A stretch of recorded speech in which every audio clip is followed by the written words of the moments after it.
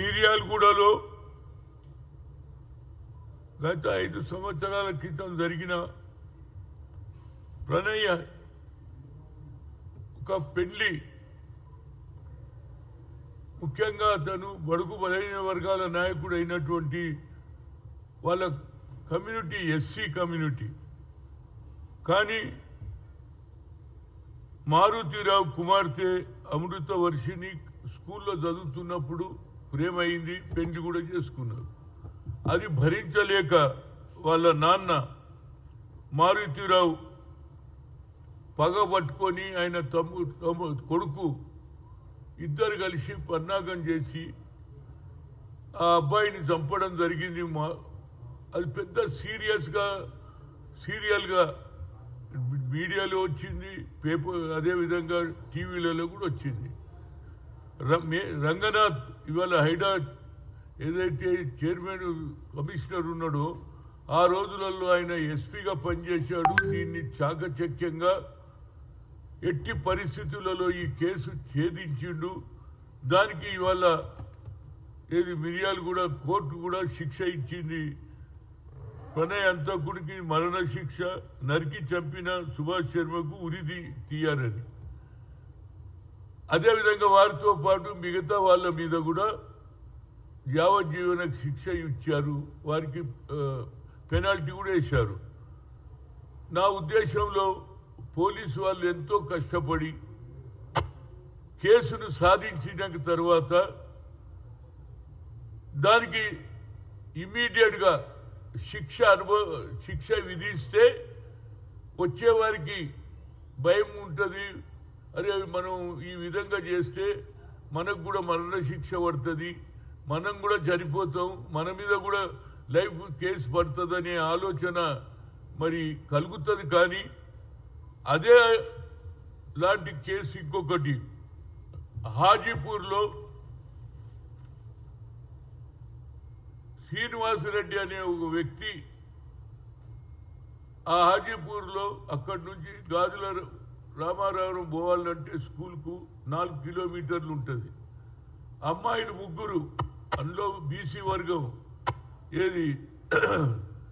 కుర్మ యాదవ్లు పిల్లలను తీసుకుపోవడం, లిఫ్ట్ ఇవ్వడం, తీసుకుపోవడం, చంపడం, రేప్ చేయడం, ఆ తర్వాత మర్డర్ చేయడం జరిగింది. కానీ అక్కడ కూడా మహేష్ భాగవత్ 8 సార్లు పోయిన ఆ ప్రాంతానికి లోకల్ నాయకులు దాని మీద పెద్ద శ్రద్ధ వహించకున్నా ఇది అన్యాయం.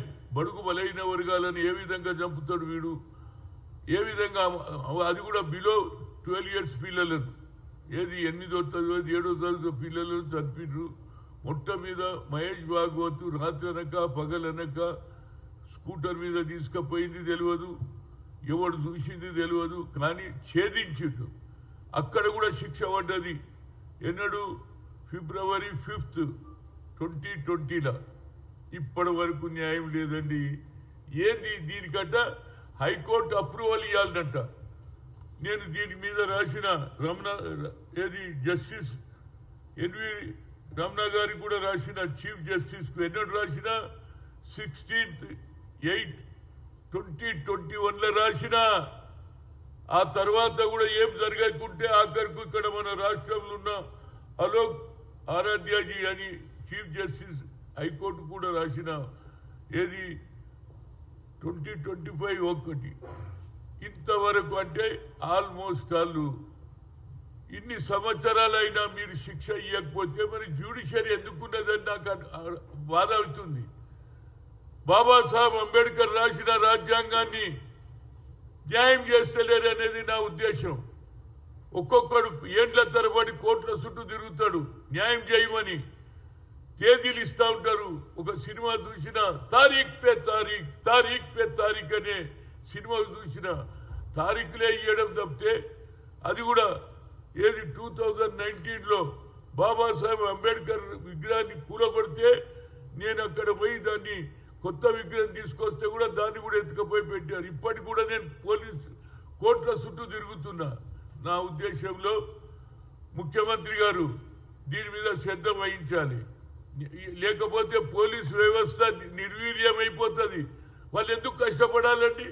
రాత్రి పగలు కష్టపడి ఛేదించి కోర్టులో డిసిషన్ తీసుకున్నాక హైకోర్టు అప్రూవల్ ఇవ్వకపోతే ఏం న్యాయం నాకు అర్థమైతే లేదండి. ఇది ప్రజలు క్రైమ్ చేస్తా వస్తుంటారు. క్రైమ్ చేస్తే దీనికి సీరియస్ గా మనకు కూడా శిక్ష పడుతుందనే ఆలోచన కలగాలంటే ఇమీడియట్ గా ఏది హాజీపూర్ కేసు అదేవిధంగా మిర్యాలగూడ కేసులో శిక్ష పడితే వచ్చే తరంలో ఏ యువకుడు కానీ ఎవరే కానీ దుర్మార్గానికి పాల్పడడానికి భయపడతారు.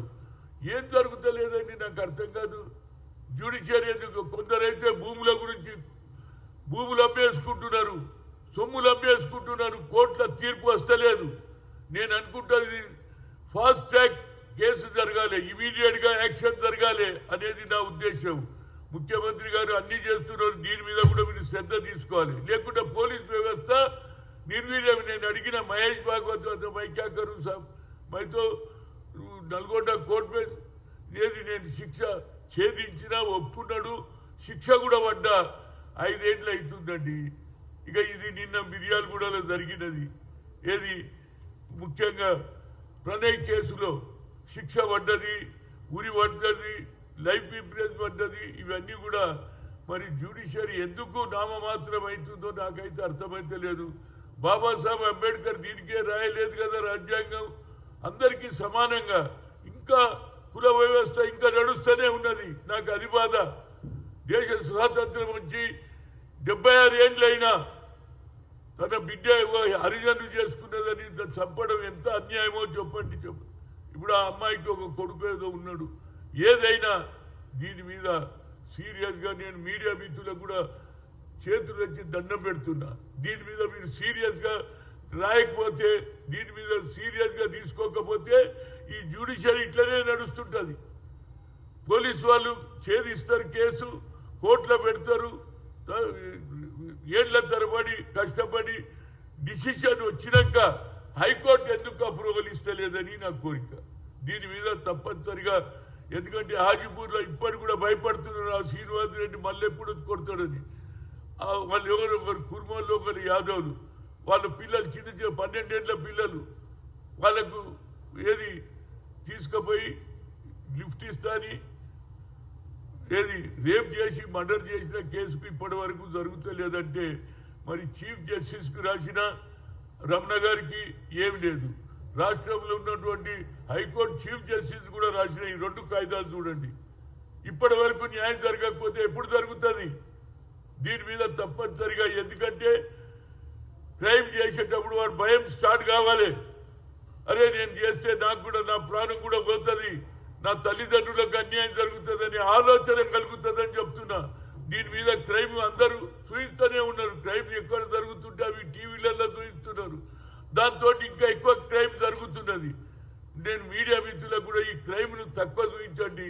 ప్రతి ఒక్కరు కూడా ఈ క్రైమ్ చూసి ఇంకా ఎక్కువ క్రైములు చేస్తున్నాడు. అదేవిధంగా జ్యుడిషియరీ కూడా ఒక నిర్ణయానికి రావాలి. ఇమీడియట్ గా కేసు ఎప్పుడైతే అవుతుందో తప్పనిసరిగా శిక్ష పడితే అప్పుడు భయపెడుతుంది. అదేవిధంగా పోలీస్ వ్యవస్థ కూడా నేను ఇద్దరికి కూడా అప్రిషియేట్ చేస్తున్నా. ఏది మన సూర్యాపేట మిర్యాలగూడ కేసులో తీసుకున్నటువంటి నిర్ణయం కానీ, అదేవిధంగా నల్గొండలో హాజీపూర్లో తీసుకున్న నిర్ణయానికి ఇమీడియట్ గా జ్యుడిషియరీ స్పందించాలి, వాళ్ళకి శిక్ష వేయాలని కోరుతున్నా.